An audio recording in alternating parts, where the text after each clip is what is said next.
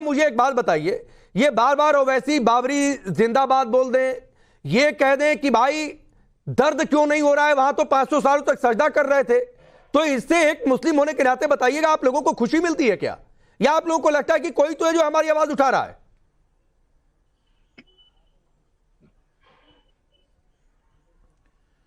देखिए पांडे जी, बाबरी मस्जिद हमारी आस्था है, पहली बात साफ ये है, और हमारी आस्था थी, आस्था है और आस्था रहेगी।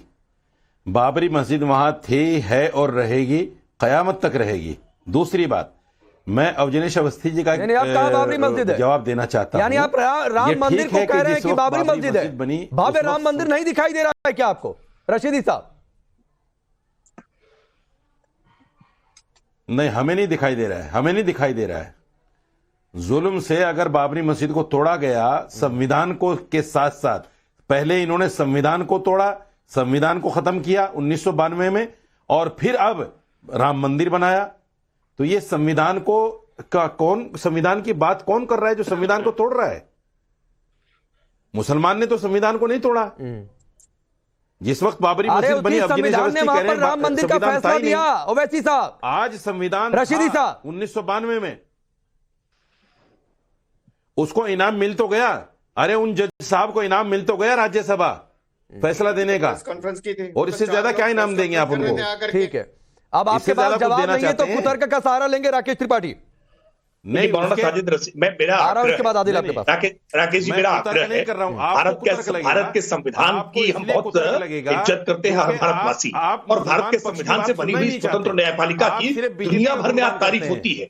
लेकिन ये मौलाना साजिद रशीदी जैसे लोग, या आदिल हसन जैसे लोग, ये जब बैठ करके न्यायपालिका की अपमान करने का काम करते हैं ना, बहुत पीड़ा होती है और दुख होता है कि आपके प्लेटफॉर्म का इस्तेमाल करके ये भारत की न्यायपालिका का अपमान करने का प्रयास करते हैं। ये बहुत दुर्भाग्यपूर्ण है। आपने ये कह रहे हैं कि जज को आपने इसके बदले में बीजेपी ने राज्यसभा को दी कि नहीं दी? इसके बदले में फैसला क्यों दिया अरे भाई, जज इसका पहली बार कोई जज राज्यसभा गया है क्या?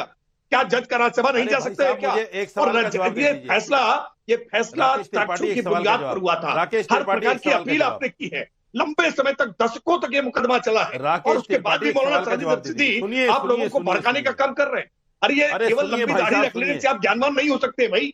ये इस तरह से आकर के भड़काइए मत, जवाब दीजिए, ये आप जवाब नहीं दे पाएंगे। और चश्मा बदलिए, अपना चश्मा बदलिए, जिस चश्मे से आपको दिखाई नहीं पड़ रहा है। भव्य राम का मंदिर बन चुका है, भव्य राम का मंदिर बन चुका है, प्राण प्रतिष्ठा हो चुकी है, लाखों लोग वहां दर्शन करने जा रहे हैं। इसलिए मौलाना साजिद रशीदी वो धुन्नीपुर की जाकर के मस्जिद बनाओ, तो धुन्नीपुर की जगह मिली है अपनी अपनी गाड़ियां। अच्छा, इनकी सुन लीजिए राकेश जी, जरा सुन लीजिए, बोलिए रशीदी साहब। सुनिए, बोलिए पांडे साहब सुनिए, बोलिए।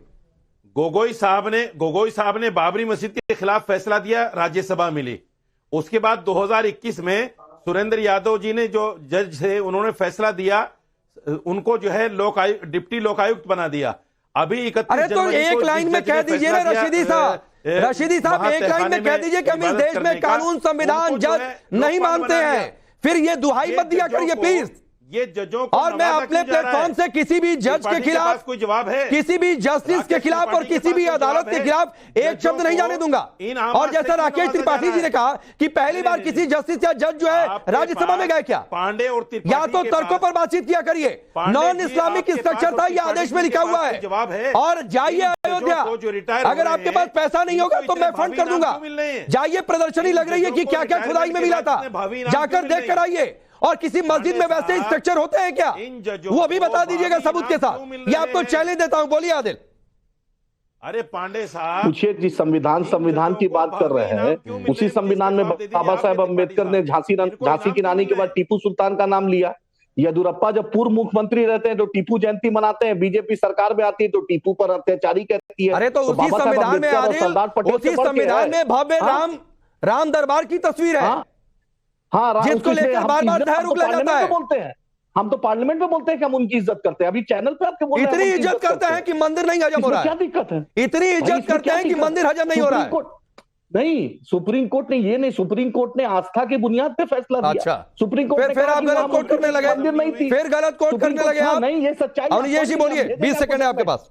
हम आपको ये राकेश जी, ये आदिल हसन साहब, ये जिस संविधान की आप इतनी इज्जत करने की बात कह रहे हैं, उसी में यूसीसी है, आपको मालूम है ना ये हाँ, बात? डायरेक्टिव उसी में प्रिंसिपल यूसीसी है, उसमें डायरेक्टिव उसी में प्रिंसिपल यूसीसी है। यस इस संविधान की जय बोल रहे हैं आप, उसमें राज्य के हाँ। नीति निर्देशक तत्वों में कहा गया है कि समान नागरिक संहिता राज्य को तत्काल लागू करनी चाहिए, जो 70-75 साल तक नहीं हुई।